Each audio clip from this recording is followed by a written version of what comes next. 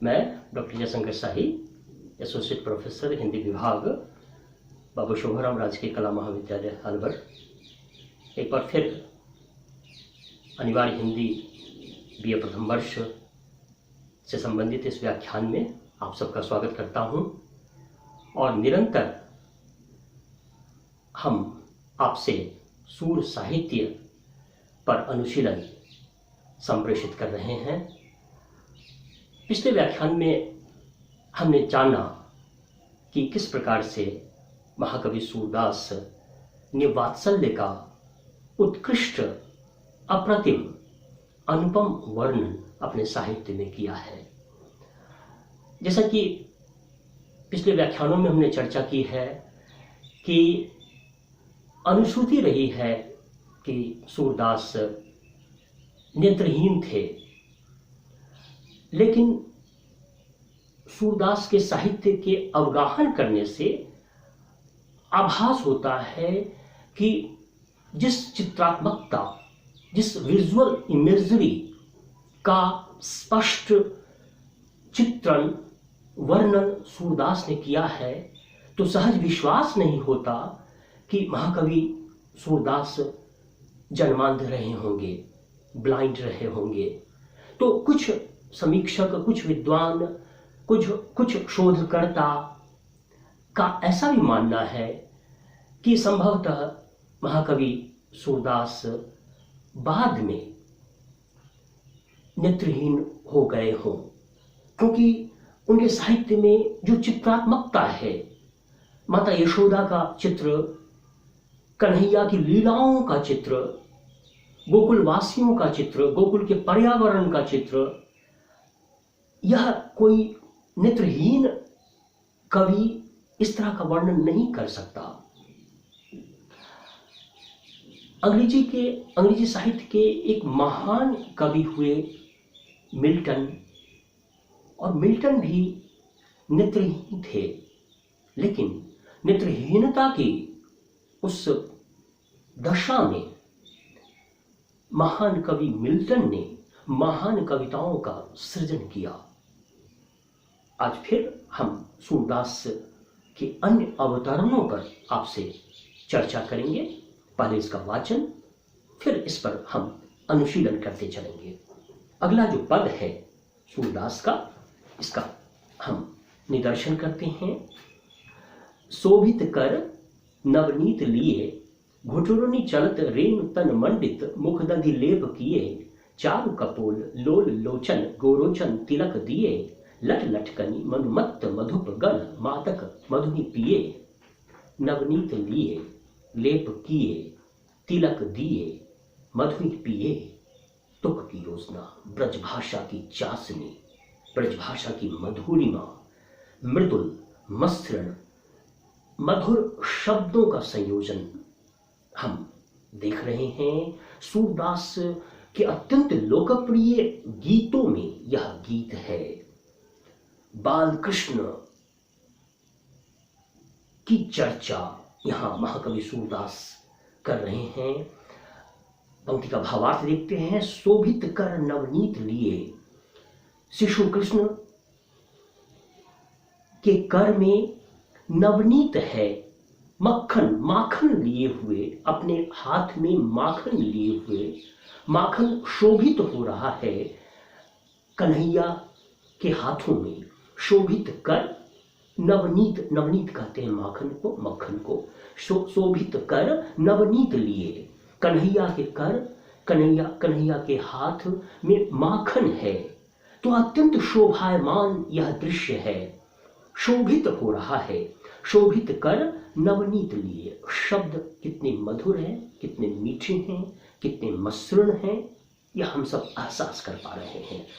शोभित कर नवनीत लिए, और चित्र है कन्हैया का चित्र, बालकृष्ण का चित्र, और बालकृष्ण के कर में, बालकृष्ण के हाथों में माखन है, और उनका हाथ शोभित हो रहा है उस माखन से। शोभित कर नवनीत लिए, घुटुरुनी चलत रेणु तन मंडित।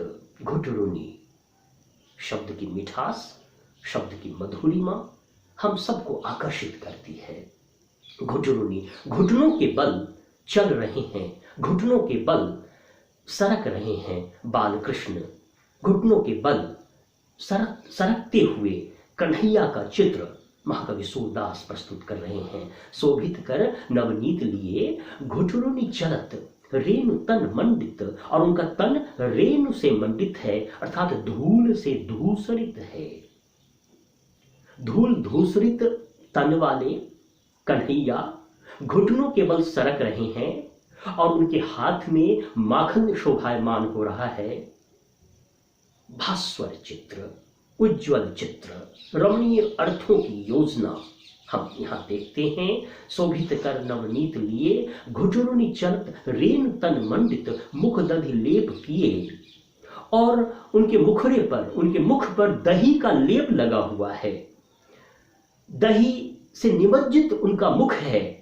तो हम देख पा रहे हैं कि कन्हैया की कर में नवनीत है, कन्हैया का तन, कन्हैया का शरीर रेणु मंडित है, अर्थात धूल धूसरित है।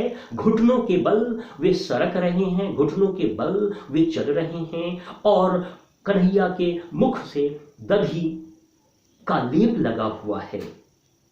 अद्भुत उत्कृष्ट चित्र, विजुअल इमेजरी हमारी आंखों के सामने साकार हो रहा है। और यह चित्र स्टैटिक नहीं है, यह चित्र स्थिर नहीं है, बल्कि यह चित्र काइनेटिक है, डायनेमिक है, गतिशील है। घुटनों के बल सरकते हुए बालकृष्ण का चित्रण अद्भुत, संपूर्ण विश्व के साहित्य में संभवतः इस तरह का चित्र कहीं देखा नहीं जाता। तो शोभित कर नवनीत लिए घुटुरुनि चलत रेणु तन मंडित, मुख दधि लेप किए। छोटे छोटे शब्द, मृदु शब्द, मसृण शब्द, और उसके साथ महाकवि की विशेषता है, कलात्मक विशेषता है कि शब्दों के माध्यम से ध्वनि उत्पन्न कर रहे हैं। चित्र तो बना ही रहे हैं, पोर्ट्रेट तो हमारे सामने प्रस्तुत कर ही रहे हैं, साथ साथ घुटनों के बल सरकते हुए बाल कृष्ण का गतिशील चित्र हमारे सामने प्रस्तुत कर रहे हैं महाकवि सूरदास। घुटुरुनि चलत रेणु तन मंडित, मुख दधि लेप किए। शब्द के उच्चारण मात्र से घुटनों के बल सरकते हुए शिशु कृष्ण का चित्र साकार हो जाता है। यह कविता की सफलता है। तो शोभित कर नवनीत लिए घुटुरुनि चलत रेणु तन मंडित, मुख दधि लेप किए। चारु कपोल लोल लोचन, गोरोचन तिलक दिए। और बालकृष्ण के कपोल चारु हैं, रुचिर हैं, ललित हैं, सुंदर हैं। लोल लोचन, और उनकी आंखें लोल हैं, चपल हैं। लोल लोचन में लवण की आवृत्ति, अनुप्रास अलंकार। गोरोचन तिलक दिए, और उनके ललाट पर, उनके मस्तक पर गोरोचन का तिलक शोभायमान हो रहा है। पूरा चित्र हमारे समक्ष प्रस्तुत हो रहा है।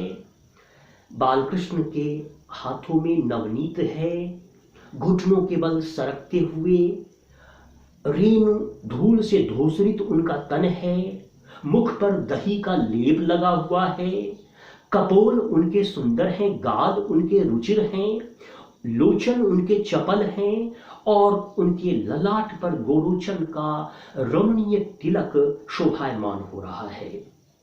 लट लटकनी मनुमत्त मधुप गन, और उनके घुंघराले बाल लटक रहे हैं। लट लटकनी लवर्ण की आवृत्ति, अनुप्रास अलंकार। मनुमत्त मधुप गन, मनुमत्त मधुप मौवर्ण की आवृत्ति, अनुप्रास अलंकार है। ऐसा लगता है कि सारे के सारे अलंकार महाकवि की कविता के पीछे पीछे दौड़े हुए आ रहे हों। अनायास सहज अलंकारों का निदर्शन, अलंकारों की छटा हमारे समक्ष प्रस्तुत हो रही है। लट लटकनी मनुमत्त मधुप गन, बालकृष्ण के घुंघराले बाल जो लट हैं वो लटक रहे हैं, और कवि कल्पना करते हैं कि वो ऐसा लगता है मनुमत्त मधुप कहते हैं भौरा को, काला भ्रमर।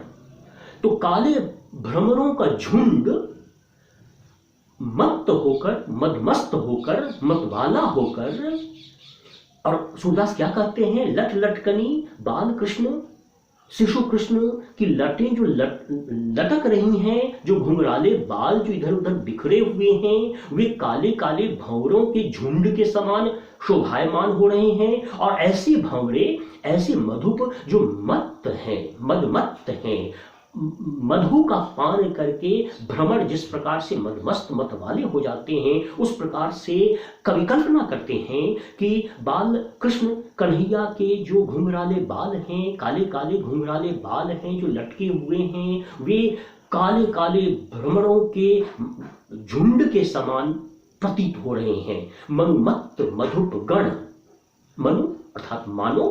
और जब कविता में कवि कल्पना करता है और मानो जैसे शब्दों का प्रयोग करता है, तब साहित्यकार ऐसा मानते हैं कि यह उत्प्रेक्षा अलंकार है। तो मनु मत्त मधुप गण, बहुत सारे अलंकारों की चर्चा हमने की। मनु मत्त मधुप गण में उत्प्रेक्षा अलंकार है। तो लठ लठकनी मनुमत्त मधुप गण मादक मधुई पिए, और कठुला कंठ वज्र केहरी नख राजत रुचिर हिये। कन्हैया के कंठ में कठुला शोभायमान है और केहरी का नख ताबीज के रूप में, सिंह का नाखून ताबीज के रूप में शोभायमान है, रुचिर है। पूरा चित्र हमारी आंखों के सामने। कठुला कंठ में क वर्ण की आवृत्ति है, अनुप्रास अलंकार है। और आगे का अंतिम जो वक्तव्य है, धन्य सूर एको पल ही सुख। सूरदास महाकवि कहते हैं कि इस एक पल का यह जो रमणीय सौंदर्य का अवलोकन है, यह शाश्वत है और यह जीवन को धन्य कर देता है। धन्य सूर एको पल ही सुख, एक पल का यह जो सुख है, कन्हैया के दर्शन का यह जो निदर्शन है, यह एक पल का जो सुख है, वह कासत कल्प जिए, सैकड़ों कल्प तक के जीवन जीने से कोई अर्थ नहीं है, कोई लाभ नहीं है। एक पल का यह जो सुख है, कन्हैया के दर्शन का एक पल का यह जो सुख है, यह सैकड़ों कल्प के जीवन से भी बड़ा है, जीवन से भी धन्य है। तो सूरदास का यह वक्तव्य, इस पद में गतिशील बिंब की योजना, और सूरदास के पद राग रागिनियों में निबद्ध हैं। तो यह राग बिलावल में निबद्ध पद है। जब संस्कृत के आचार्य ने कहा वाक्यम रसात्मकम काव्यम, रसात्मक वाक्य ही काव्य है, तो हम यहाँ देखते हैं कि रसात्मक वाक्य की योजना महाकवि ने की है। ब्रजभाषा, मृदुल मधुर ब्रजभाषा और वात्सल्य रस माधुर्य गुण की योजना, और लिए किए दिए पिए हिए और जिए में तुक की योजना। इस प्रकार से यह पद समाप्त होता है और इसके साथ ही आज के वक्तव्य को हम समाप्त करना चाहेंगे।